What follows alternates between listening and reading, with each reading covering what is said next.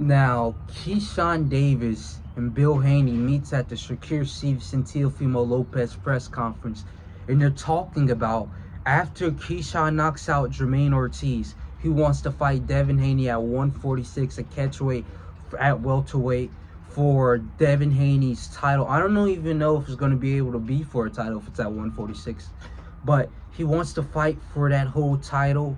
He wants to fight Devin Haney right after he knocks out Jermaine Ortiz. And crazily enough, he did exactly what he said. He manifested it into reality that he was going to be the victor by knockout. And he did exactly that in the 12th round with 13 seconds left. And it was crazy. If you watch the fight, you see how he at first struggled with Jermaine Ortiz and then worked his way up to be the victor. Knocked him out in the 9th round. Not knocked him out, but dropped him with a body shot in the 9th round, then finished him in the 12th. It was an insane fight, extremely entertaining. If you haven't seen it, my guy, go hit up StreamEast.run. Go hit up Twitter Pirates. Go on TikTok Lives.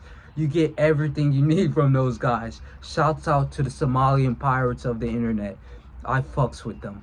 But Bill Haney and Keyshawn Davis basically agreed. They literally said they promised each other in the DMs that they were going to fight, or Devin Haney is going to fight Keyshawn Davis if he handles his business on January 31st against Jermaine Ortiz, and he did exactly that.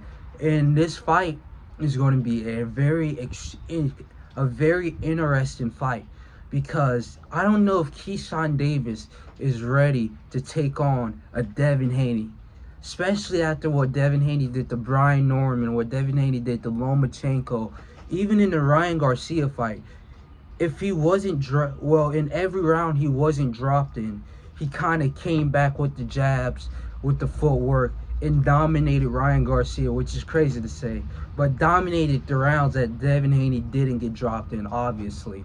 But Devin Haney isn't like a play-around fighter. People talk about pillow-fisted, he's soft, he doesn't have any heart. He has all the heart, all the spirit that you can possibly have in a boxer. And he showed it time and time again, except for that one fight with Ramirez. That was a terrible, trash, horrific fight. But besides that, every other fight was phenomenal on Devin Haney's part. He dominated, unanimous ass whoopings back to back to back.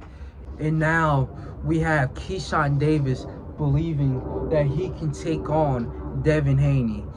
I don't know if he can. Keyshawn Davis, he's a phenomenal talent, up-and-coming great boxer. He's a world champion at 135. Lost his belt on the first title defense by coming in 5, 6, 7 pounds overweight.